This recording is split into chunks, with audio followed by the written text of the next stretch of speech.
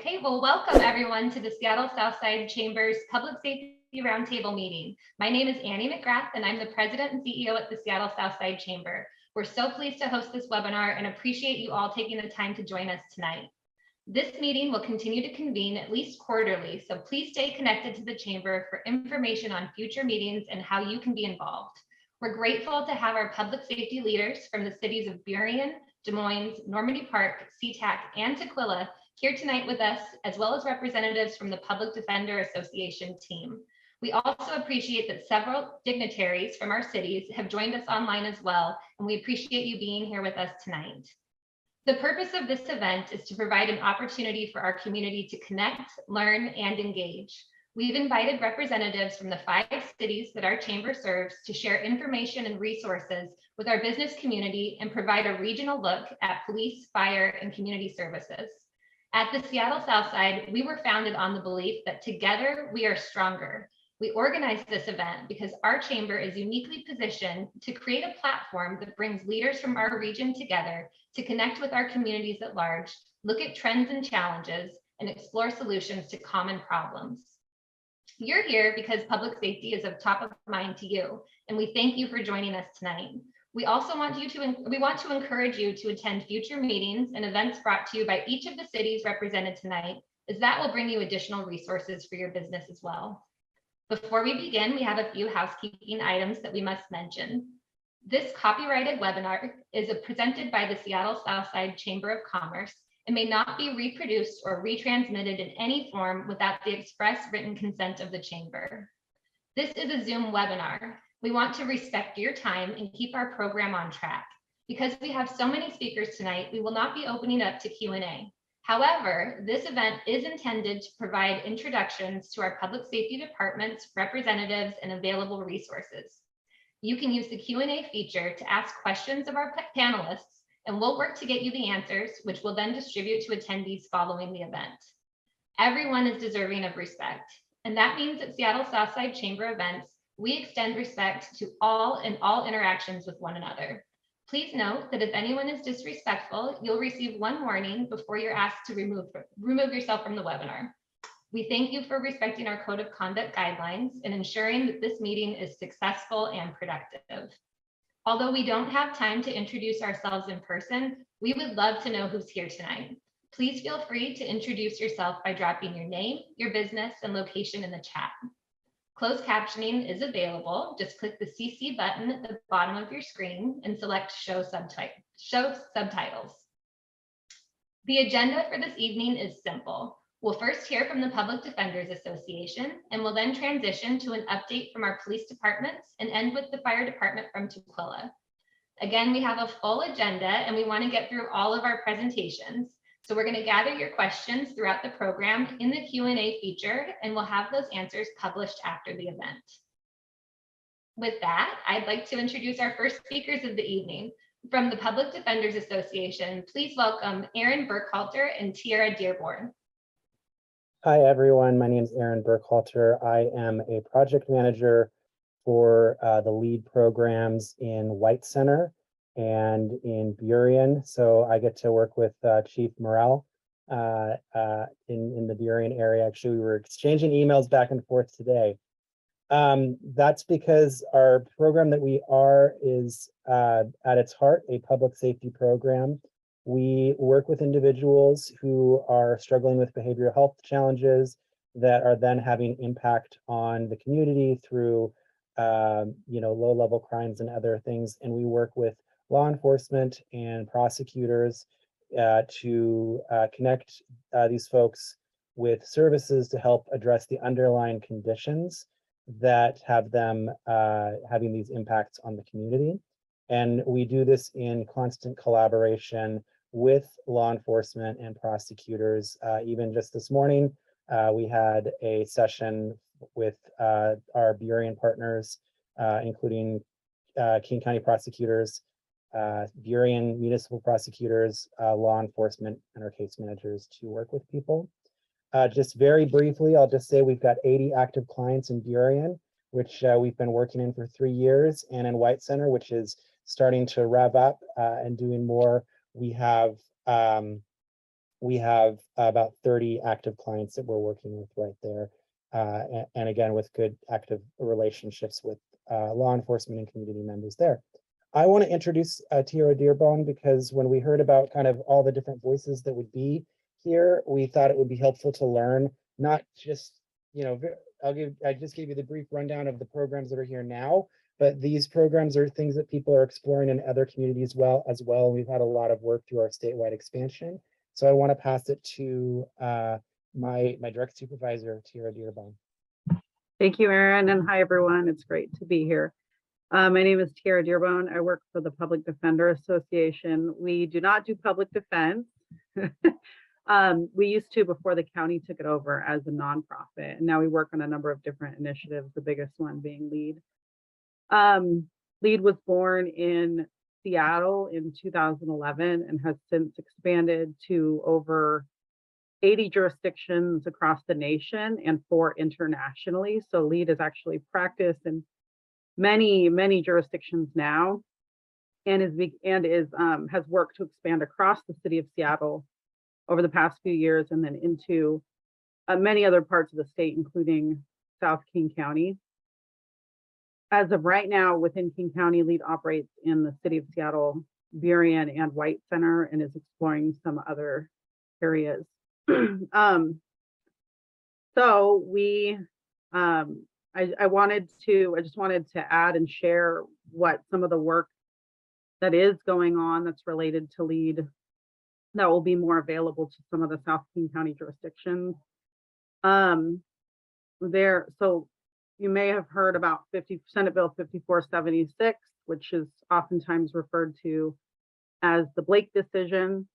And following the Blake decision, the state required that the states begin to, county by county, begin to implement a response to people who possess drugs and engage in behavior that is for which the underlying issue is related to a substance use disorder. So the legislator states that it is supposed to be following the LEAD core principles, so intended to be intensive case management services, responding to people who experience behavioral health conditions and substance use disorder, and working collaboratively with communities and law enforcement and other city and jurisdiction partners to address public safety or public disorder. So there is the Recovery Navigator program has been tasked with expanding LEAD-like services to other jurisdictions within the state. So in areas where LEAD already exists, they're working very closely with us, are also receiving technical assistance from our statewide expansion team, and those services should be available to more jurisdictions, including South King County. In some areas of South King County, those services are already available. So law enforcement and businesses should be able to access it as capacity allows. There is not quite enough money for that, of course, to be able to be available to everyone who is qualified.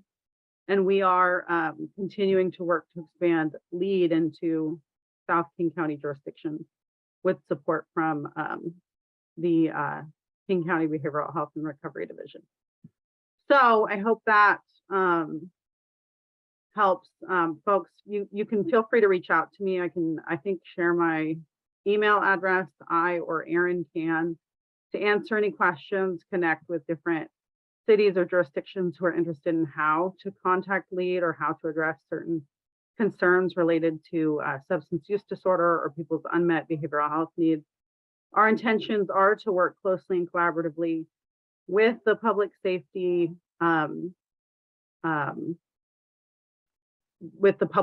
officers and fire department and city government and also local businesses, anyone who might be impacted by individuals who are experiencing substance use disorder, oftentimes homelessness, and unmet behavioral health needs. So happy to connect with everyone. Thank you very much for having us. Good to be here. Great. Thank you so much for joining us tonight. We really appreciate it. It's now my honor to introduce our next speaker of the evening, Acting Police Chief of Burien, Todd Morrell. Hi, good evening, everyone. My name is Todd Morrell. I'm a captain with the Burien Police Department, currently serving as the acting chief for Ted Bowe, who is off in training and has since been promoted onto bigger and better things. So I am serving until a permanent chief is selected and put in place here in Burien. This is your Burien Police Department. Hopefully you can see this photo of representing your Burien Police Department. I will add a little levity to this. It's very humbling when the majority of your officers inform you that they were born after you started your career in law enforcement. So that is that's very humbling from my perspective. It's also important to note that Burien is a young department. This is where a lot of our newer deputies come in to learn basic patrol and things of that nature. I think it's important for this conversation to really base it in fact and kind of separate fact from fiction. So the intent of this presentation isn't to be political or to take stands. It's just to give especially the business owners in Burien and the community at large an accurate representation of what the Burien Police Department is. Your Burien Police Department, as most of you know, we are contracted with the King County Sheriff's Office. All of your officers in Burien are King County deputies. They have to apply and be selected to work in the city of Burien. They go through an interview process, and we are very stringent about the people we bring in to Burien, that they are a right fit for the city and that they have a true desire to work here and be identified as Burien police officers. We are currently funded at 44.8 full-time employees. That's a lot of numbers. At the end of the day, it's just over 0.8 officers per 1,000 citizens. We're currently staffed as our partners around the region here. We are struggling with staffing. We're currently staffed with 38 full-time employees, just under 7 vacancies, which drops that number down to about 0.71 officers per 1,000 citizens. Why that is important is among South King County police agencies, the mean is about 1.48 officers per 1,000 citizens. At the time of these stats, which I typed into the Googleator today, we still remain the lowest staffed police department in South King County per 1,000 residents. This is a summary table that shows us from a police perspective how we compare to other South King County agencies. Burien, you'll see, is halfway down. We are the lowest staffed and the lowest cost per resident for police services. That varies greatly across the board with our partner cities here. As far as crimes per 1,000, we fall squarely in the middle with crime rate per 1,000 at about 84.5 per 1,000. 2021, they're the most accurate crime rates because that year is completed. Overall, we saw a 4.8% increase in Part A offenses. Crimes with significant increases from 20 to 21 were assault, court order violations, which typically have a domestic violence component to it, and robbery. We did see significant decreases in fraud and drug violations. The decrease in fraud was probably largely attributed to COVID-19 frauds for benefits. Drug violations, as Tiara mentioned before, that's largely reflective of the House bill and the requirement for diversion. Percent change from 2021 to 2022. I know the font on this is not optimal. What I will say is green is good and red is not great. We are seeing, specifically to the business community, we are seeing marginal drops in commercial burglaries. We are seeing increases in vandalism, auto thefts, robbery, other crimes against property, and pretty significant increases in weapons violations, up about 35% from last year. Burien PD responses specific to the business community. We have obtained park and neighborhood patrol funding, which is a big ambiguous term for saying that we have received funding to do targeted patrols in neighborhoods and parks. Specific to the business district, we identified and heard from our business community, and we have staffed specific business district foot patrol overtime where we have Burien police officers in Burien police uniforms walking amongst our commercial district and addressing issues there. Hotspot emphasis, we'll touch on that a little bit later in the presentation, as well as focus and data-driven patrol. We've also implemented a co-responder model.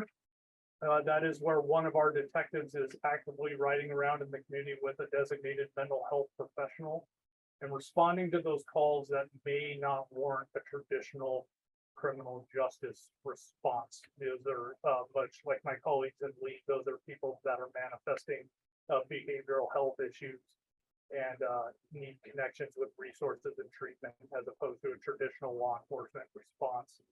We also, in April of this year, implemented our storefront model. This deputy up here in the corner is Mark Hayden. He's our storefront deputy. I don't think he would classify himself as a model, but he is the perfect man for that job. And he is based right down here in the downtown core and is solely tasked with connecting with our business community and addressing their concerns. Here in Burien, we continue to work with community-based service providers. As Aaron mentioned before, we are in regular contact with our community-based service providers when a traditional law enforcement response or remedy is not appropriate. Data-driven policing and hotspot. This is kind of a graphic. So on the left here, you will see a color-coded map, red being the areas of most instances, followed by yellow, orange, yellow, and down to green. The red area is where most of our dispatch 911 calls for service are occurring. So the red and the orange are largely representative of our commercial business district here in downtown Burien. On the right is what we call undedicated time. So these are times that our officers are not dispatched to 911 calls and where their activity, or what we call in police jargon, on-view activity, is occurring. And you'll see that it largely mirrors the map on the left. So when our officers are not detailed out to a 911 call for service, they are spending the majority of their time in the downtown businesses. It wouldn't be fair if I didn't say that all of law enforcement is experiencing challenges. I don't think these are unique to Burien, but I will share them anyway. Staffing challenges. We are currently, as I said before, at 38 officers. We're budgeted for 44. That is an industry-wide phenomenon. All of my partners across South County to some degree or another are struggling with staffing issues. Jail restrictions and limitations. COVID and staffing has also affected jails and the crimes and offenses that they are able to intake people in custody for. Staffing challenges amongst partners. So not only are we feeling the squeeze staffing wise, that compounds in our neighboring jurisdictions as well. They are struggling with the same issues. State legislation related to drug offenses and pursuit. Drug offenses, I think, is important, and this is again an attempt to base things in fact, where a lot of times people see what they perceive or what is actually open air drug use, and they don't understand why the cops just can't come up and scoop this person up and book him in jail. That's pursuant to legislative changes. The law and the way that we do work has fundamentally changed as of late. Pursuits is another one. When we think of pursuits, we think of episodes from Cops from 1991 where people were chasing people across hayfields. It actually manifests a little bit more locally here, and absent of violent crime or very specific instances, officers are no longer allowed to engage in particular pursuits. So when crime occurs and suspects are fleeing the scene in past where we would be authorized to pursue them, to take them into custody, those are no longer supported by state law. And it's a period of continued professional change and uncertainty. And when I say uncertainty, professional change happens, change is is not unique to law enforcement. I will say in 25 years, there's been more change in the last 2 years than I've seen in any other time in my career.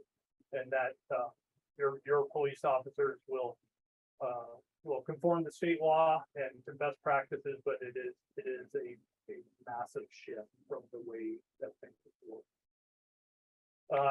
I'm gonna guess that this isn't a time field question, but I do want to take one little aside at a request from the Chamber of Commerce here. Been asked to address rumors about serial killers being on the loose in King County. Some of you may be aware that there have been various media posts or social media posts alluding to a serial killer that is running around in the Burien, South Seattle area, and that specific King County detectives are out warning people that a serial killer is on the loose. We have no evidence to support that is true. I would absolutely say your police department, not just the Burien Police Department, but every police department represented here would undoubtedly not hold that information close. And again, an attempt at a little bit of levity here. A lie gets around the world before the truth has time to put its pants on it. So I will restate from the highest peak in Burien, which is probably 6 stories tall behind me. There is no credible evidence to suggest that there is a serial killer on the loose in the Burien South County. Great. Thank you so much for that, Chief Burrell. I do see we have at least one question for you in the chat, but again, we do want to make sure we get to every one of our presenters tonight. So please do keep putting those questions in the Q&A, and we're going to be collecting them and making sure that we get you answers after this event. So thanks again. And it is now my honor to introduce our next speaker of the evening, and that is Des Moines Assistant Chief of Police, Patty Richards. Hi, good evening, everybody. Thank you for the invite. I'm here on behalf of Chief Ken Thomas, who is away for the night, lucky him. My position with the police department has changed rapidly over the last year and a half or so. I've gone from being a street sergeant to assistant chief, currently in charge of the operations division, which the easiest way of saying that is I'm in charge of all the officers running around on the street in uniform, whether day or night. Unique challenges for the department right now, and I'm part of that, is we have lost a number of people. We've lost within the last 6 to 7 months about 125 years of institutional knowledge. People are leaving for various reasons. Some are lucky and are actually retiring, but some of those things that Captain Morrell talked about, the changes in law enforcement, have also unfortunately driven some people to seek employment outside of law enforcement, whether it's outside of law enforcement, specifically in King County, Western Washington, or even just in Washington in general, as we're learning how to navigate, I guess would be the best way, the new laws and changes that have been put in place for law enforcement. 2022 has been better for us in terms of a number of things. We had an incredibly bad year in 2021, specifically with homicides. We had our highest rate of homicide that we'd had in previous history. And one of the things that came directly out of that was our Pacific Highway South Safety Initiative.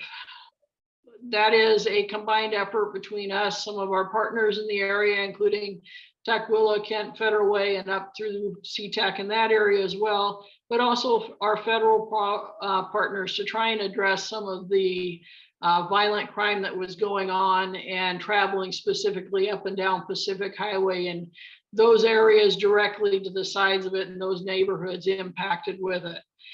As part of that, we've had a number of meetings with business owners and just letting them know what we're doing and trying to do in order to combat the crime that they're seeing every day. Another part of that is we have recently, within the last 6 to 8 months, hired our first of what we call our GPS team, or getting people services. a little different than what Burien is doing with the co-responder model. We actually have a staff who are being brought on board who will go out, not necessarily with an officer, but in teams, to go out and specifically address some of those challenges with the homeless in particular, but also those people that are drug addicted or are facing mental health crisis. They will actively go out and make contacts with people that they see in various camps or in situations that they're set up at one of our local businesses for whatever reason. And the business owners can call our GPS team directly through the police department and get in touch and see what we can do. The whole idea is, instead of pushing people off or moving people as we have historically done in law enforcement, I always call it the toothpaste tube.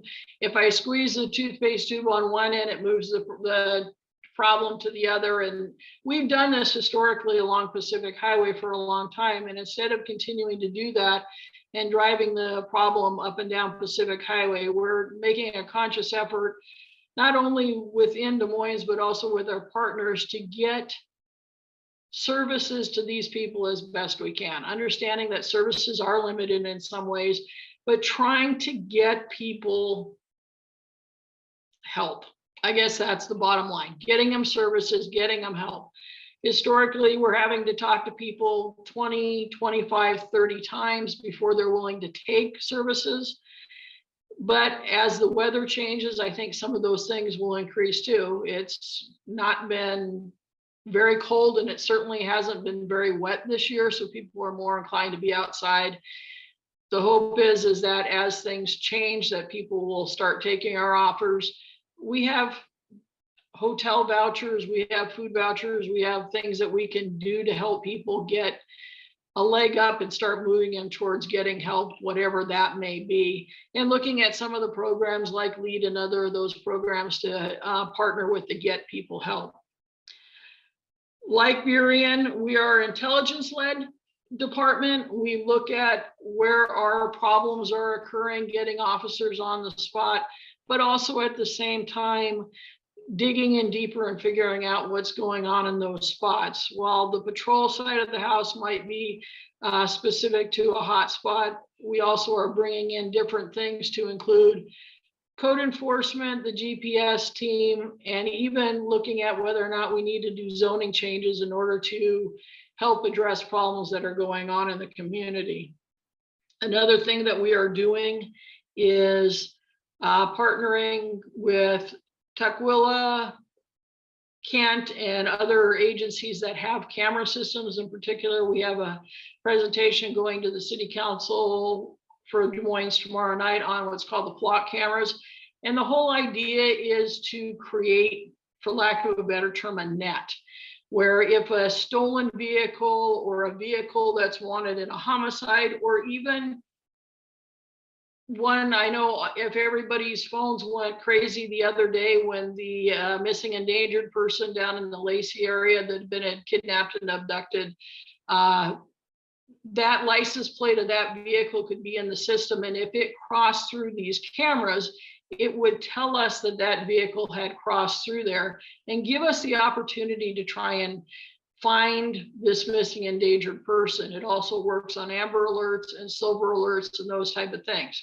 A lot of people are concerned, and I would frankly be as well, about personally identifying information.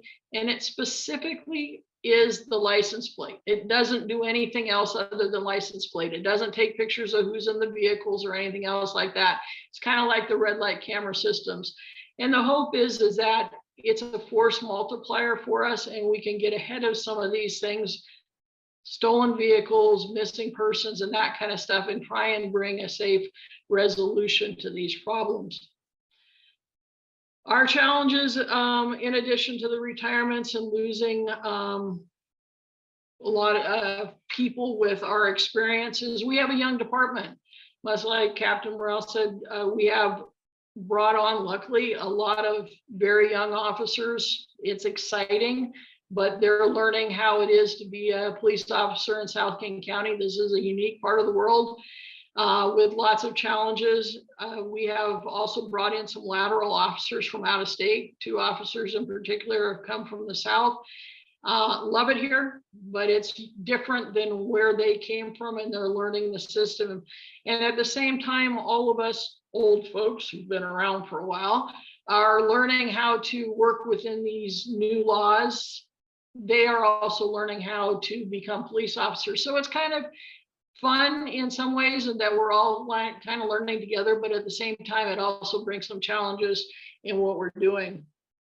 Certainly the pursuits has been a trouble spot for us. I had a patrol team the other night, I think it was 2 weeks ago, they attempted to stop 10 cars and 5 of them ran. And they weren't a situation where it wasn't from a violent crime, so we couldn't chase them. And so that is frustrating for officers because they want to do the right thing. They want to catch bad guys. That's why all of us got into this job. We like, keeping track of bad guys and making it safe for the world. And sometimes it's frustrating when it comes to that. One of the questions they asked us to address is, with the upcoming holidays, what the business owners can do for us. And really, truly, it's what you do naturally, is the target hardening, looking at what is available, what's easy to grab, and those kind of things, and making it a little more difficult. I can't promise that I'm going to have an officer there in 2 minutes or less or anything else like that, but we certainly are trying our best to get to different problems. The other thing is take the time when you see one of our officers to say hi. It's going to be a real push, especially going through the holidays and into next year with us, is to get our officers out and getting them to meet the business community, get to know who's in there, their business owners, who's moving around, because ultimately we're part of the community and so are the business owners. And that's what we're working for, is that we start building back up those relationships that in some ways got broken a little bit while we were at COVID, and moving back to pre-COVID when, we all waved at each other and said hi and stopped by and got coffee and those type of things, which we've kind of lost over the last couple of years and getting back to. So that is our hope and where we're moving to. We're working on some goals and objectives for 2023, and a lot of that revolves around getting back to that community policing model where we're out there and us by our first name and vice versa. And that's our hope in moving forward, and working with our regional partners and trying to address some of these things that have been going on, unfortunately, in King County, South King County in particular, for a while. So that's where we're at. And as stated previously, if there's any questions, you can always call me. If you call and you ask for Patty at the Des Moines Police Department, you're going to end up with me because I'm the only one. And I'll happily research or do whatever I can to help you out. Any business owners or anybody else, we'll try our best to help and figure out how we can have fun and be profitable and make South King County the place everybody wants to come to and hang out and do things with. Thank you. Great. Thank you so much for that, Chief Richards. We really appreciate you sharing with us tonight. And it's a good reminder to just say hello and keep connected with our officers and make sure that you're building those relationships. We appreciate your accessibility. It's now my honor to introduce our next speaker, Normandy Park Police Chief Dan Yorkowski. Thank you. Good evening. Like Annie said, my name is Dan Yorkowski. I'm the Chief of Police for the City of Normandy Park. And for those of you who aren't aware where we're at, we're located between Burien and Des Moines, so it's not going to come as a shock to most of you that we see a lot of the same issues that both of those agencies have. Like those agencies, our department right now is kind of split into 2 parts. About half of the department's been there 15 years or more, and the other half has been there 5 years or less. Fully staffed right now, we're 10 officers. We currently have 1 vacancy, so that's 10% of our department. The city is actually looking to potentially add an officer in 2022. The biggest trends that we're seeing right now, catalytic converter thefts are still getting a lot of attention, including from our business parking lots in broad daylight. Auto theft, and we've actually seen, for us, I know Captain Morrell said they've seen a downturn. We've seen an uptick in commercial burglaries. something that we never had seen in past years. And primarily it's smash and grabs where they're kicking in a door and grabbing things that are as near impossible to that door as possible and getting out of there as fast as possible. So as far as for businesses, we definitely recommend, if you don't have an alarm system, please get one. And we spend quite a bit of time in our businesses. We're a fairly proactive police department because we don't have the call volume that some of our surrounding agencies do. So we spend a fair amount of time on quality of life issues, including traffic enforcement. To be honest with you, that's probably the #1 concern, thankfully. I mean, that's that I have is still speeding in Normandy Park is a big issue for us. So, I mean, that's definitely a hot topic for us. I know Captain Morrell mentioned the majority of their calls are in their business district, and the same applies to us. I would estimate probably 85 to 95% or 85 to 90% of our calls are within 2 blocks of First Avenue, which is the main thoroughfare through Normandy Park that connects Burien and Des Moines. Like Patty, if anyone has any questions or concerns, they can feel free to call me. I'm the only Dan, I'm sure that's going to come as a shock to some people, at Normandy Park. If you call and ask for Dan, you'll get me. And I'm always more than happy to answer any questions or try to address any concerns that anybody may have. Thank you very much. Thank you so much, Chief. We really appreciate it. And unfortunately, it looks like we do not have our presenter from the city of SeaTac with us just yet. He may be experiencing some technical difficulties. And so we're going to skip ahead to our next guest from the city of Tukwila, Chief Drever. Hi, everybody. I'm Eric Drever. I'm Tukwila's Chief of Police for our community's police department. We've got 70 commission officers and 23 support staff for our police department helping our community. And it's interesting, Captain Morrell actually teed up an interesting stat for me that I wanted to talk about, which is Tukwila's per capita. We've got 22,000 residents. Well, based on his slide, our residents are paying almost 3 times for their law enforcement than any other city, which per capita stat doesn't work. Our 22,000 residents aren't the only ones that are in our city. On a daily basis, our population grows over 100,000 population. They're on special dates like Black Friday and Christmas, New Year's, where we see extra traffic and extra retail. It can be upwards of 200,000. So our demographics are unique to Tukwila. We've got airway, railway, waterway. We see the full gambit. And with that comes just some incredible stats. Some of you may have heard nationally that Tukwila has the highest crime rate per capita. Again, getting back to, if you're going to compare the crime of a retail center with almost 150,000 people coming into our city to our 22,000 population, if you look at the amount of retail items that are being stolen, that means that on average, roughly about every citizen in Tukwila, every resident steals about $8,000 a year. Well, we know that's not true. So the numbers get skewed by this.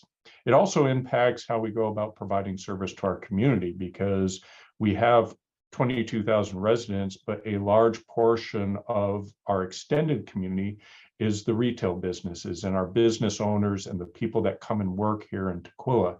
And we need to make sure that we are involving them in our decisions as we go about how we provide services and how we prioritize those services. Our school speaks over 80 languages. So with 70 officers, if all 70 officers spoke a different language, we would still never meet the diversity of our community.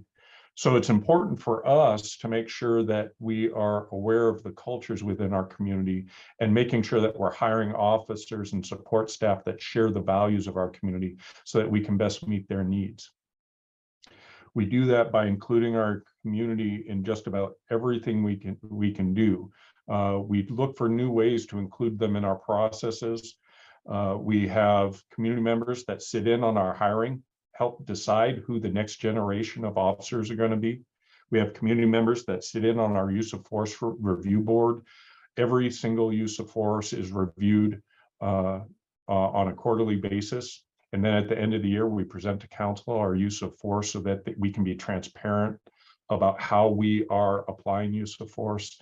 And I'm putting together by the end of the year here, the start of a committee. So as we go into 2023, we're putting together a committee to put together our next 5-year strategic plan. And that committee will also have community members on it. We consider ourselves a part of the community, and it takes our community to provide the services that best meet the needs of our community. And so we value the input of our community so that we can get them what they need. And that's why it's important for us to be able to hear from our business partners and our business community so that we can get you the services that you need. Similar to Normandy Park, we've seen an increase in the commercial burglaries, especially over this last month. There's been a trend of these vehicle smash and grabs. And as Des Moines mentioned, we're in the process of putting together the flock ALPRs, automatic license plate readers, so that we can join in on that network of other law enforcement and trying to apprehend individuals that are involved in these crimes. To give a good example of how efficient it could be is they trigger off of stolen vehicles. So a stolen plate coming into our business district in Tukwila, which is down around the South Center Mall area, if a stolen plate crosses in front of the license plate readers, and if we put them at all points of ingress into that area, we would know a stolen plate is coming into the area. And often the criminals doing these burglaries are using stolen vehicles to do the smash and grabs. Well, if a stolen vehicle comes into the area at 3 o'clock in the morning, we pretty much know immediately, we'll get an alert. We know what is about to happen. So it puts us on alert and we can be there to immediately respond. So this is going to be an invaluable tool. We are currently in the process of installing them in the city. We're just finishing up our permitting process, as well as we're partnering with the mall, and they are going to be putting in some flock cameras as well to assist with our network. In addition to that, some of the things that have been impacting our community, including our business community, is the fentanyl epidemic that we've all been seeing. The bus stops, areas where they can congregate, we're seeing more trash. We're seeing the products of theft there. We're finding stolen merchandise so that it supports their habit.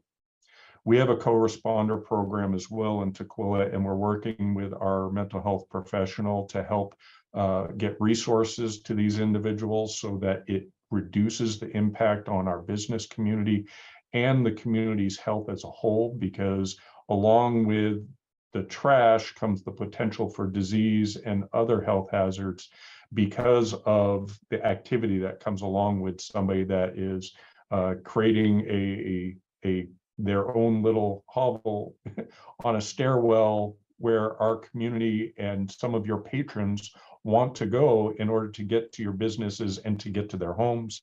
So we've been working with Sound Transit and Metro, who have been incredible partners trying to help not just the Tukwila community, but all South area cities as it relates to transport and getting patrons into and out of business districts, as well as our residents, making sure that we have clean bus stops and clean transit for them so that they aren't impacted by these things.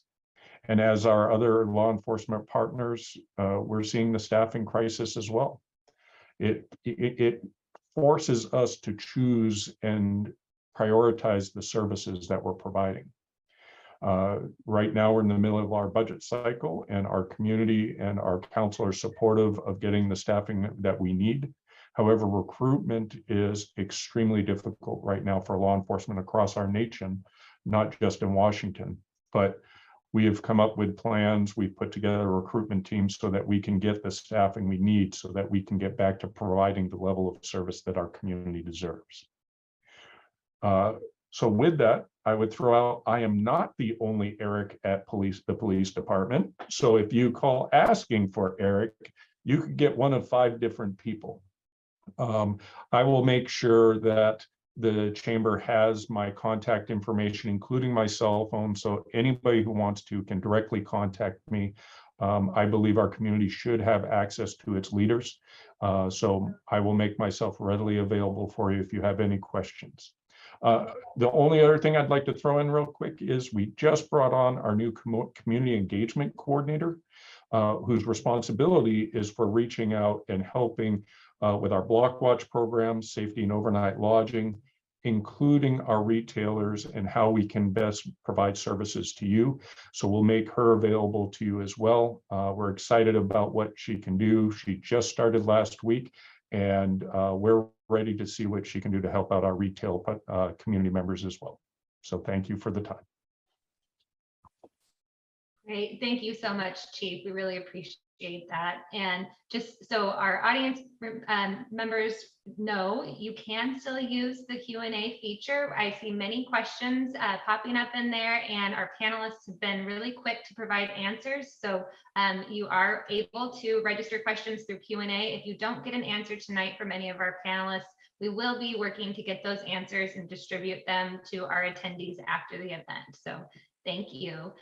With that, we're now going to switch gears to look through the lens of the fire department. Unfortunately, Chief Mars with the Burien Fire Department was not able to join us tonight after all. So I'm going to go ahead now and introduce the Tukwila Fire Chiefs, Jay Whitwer and Jason Kineska.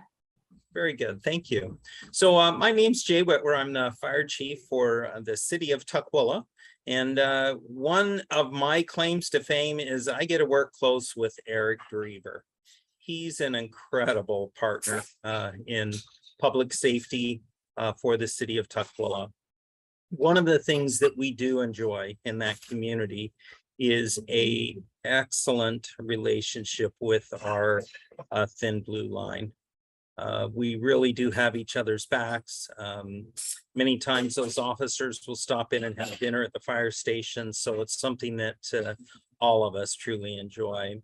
From fire's perspective, one of the things that we do rely on in the entire region is just the partnerships that we have with those in other agencies. And I'll give you one really good example is we train together, we practice together, we collaborate together, and we respond together to whatever the needs are within those communities. Not one agency in South King County can take care of the emergencies that take place within their own jurisdiction. Whenever there is a large incident, there may be as many as 5 different agencies that are represented there trying to mitigate that situation, whatever it may be, a large structure fire or some other type of emergency that takes place. We do have a training consortium that operates very effectively. Tukwila doesn't have its own training division. We're part of that training consortium. There are 13 different agencies that make up that training consortium. So again, as I stated earlier, we train together and practice together and respond together. And what that really equates to is a safer community for each one of the communities that make up South King County. For Tukwila specifically, we do have a central business district that does require us to respond into often. And so our folks on those fire engines are prepared to respond into whatever that situation is, as well as our neighbors that do come in and assist us. Tukwila does have a reputation in the region that we respond out of Tukwila into Burien and SeaTac and Renton and Kent, Skyway quite often to assist those communities to mitigate whatever those situations are that are presented to those communities. I'll wrap this up. I don't see any questions for me specifically. My name is Jay, of course. I'm the fire chief there. To my knowledge, I'm the only Jay at the fire department. There may be some nicknames out there, but if you need to get a hold of me for any reason, my cell phone is available and I keep that with me at all times. that cell phone number is out there in the community, and I do get calls from time to time. And that's a value that I know Eric Drever has as well. So I will wrap this up unless there are any questions for me specifically. And Chief Koneska, would you like to add anything? Jason is one of our battalion chiefs. He's on duty today, and he's the shift commander. So he's responsible for 4 fire stations in the city of Tukwila tonight. Yeah, thanks, Chief. And I'll just take this opportunity to thank everybody for letting me attend, and also give a big thanks to the law enforcement officers in South King. You guys do an amazing, tremendous job, and I really respect you guys for what you do. So that's all I'd like to add to this. Thank you. Great, thank you so much. We really appreciate both of you joining us tonight. It looks like our representative from SeaTac Community Engagement Officer, Robel Grimay, has joined us, and it may take us just a second to give him audio and video abilities. Currently, in SeaTac and Burien have partnered together to do a few different things. One of them is our Community Police Academy. So anybody who works in the city of SeaTac or Burien or lives there, that's one of the things that we're doing as far as outreach and connecting with the public. Some of the things, my position's been within the department, within SeaTac for about 2 years now. Most of that time was during COVID, but as far as outreach stuff within the business realm and within with the public is just kind of ongoing at this point, and just building bridges between myself and the city of SeaTac and the businesses. Great, thank you so much. We're glad that you were able to join us. And again, we're sorry about any mix-up that led to not having all the information that you needed tonight from us. So, but we are so happy that you're here. We do have the ability for our attendees to put questions into the chat, and we'll be answering some of those questions live here with our panelists. And if we don't get to your question live here during the remainder of our event, we will be collecting responses and distributing those to our attendees following the event. So with that, we have now heard from all of our presenters. We do have just a couple of minutes left here in the agenda. You guys were all very efficient and expedient with your presentations. We got through a lot tonight, and we really appreciate all of the perspectives that you were able to provide. Not to put anybody on the spot, but since we do have a couple minutes, I'm curious if any of you have some takeaways that you heard from other departments tonight that were any surprises to you, or if you learned anything that you didn't already know about your surrounding communities going into this event. Chief Drever, thank you. Yeah. I wanted to point out that there were no surprises from the other agencies. But I wanted to point out to our listeners that the reason there were no surprises for me is because we work very closely with all of our partnering agencies, both law enforcement and fire departments. And so we meet regularly and we have these discussions when there is crossover of either crimes or issues from one city to the other. We work together to resolve this. This is a regional effort. This is, especially for the South End cities, it's important for us to work together, because if it's impacting one of us, if it's not impacting all of us, it soon will be. So there weren't surprises, but I thought it was important to point out the reason why there aren't surprises, because we do work so closely together. It's one giant family trying to take care of our community. Great. Thank you for that, Chief. I'm seeing a lot of nodding heads in the screens there. So with that, our program has now come to an end. We want to extend a heartfelt thank you to all of our speakers tonight for everything that you do in our communities every day, and for also taking the time to share with our audience tonight. Again, if there's any questions left in the Q&A feature, we will work to get answers to those and distribute those to our attendees following this event's closure. And finally, we want to thank all of our attendees for taking the time to be here and for engaging on these issues that are impacting our community. We really appreciate your engagement and support. And if there's anything that the Chamber can do for you, please don't hesitate to reach out.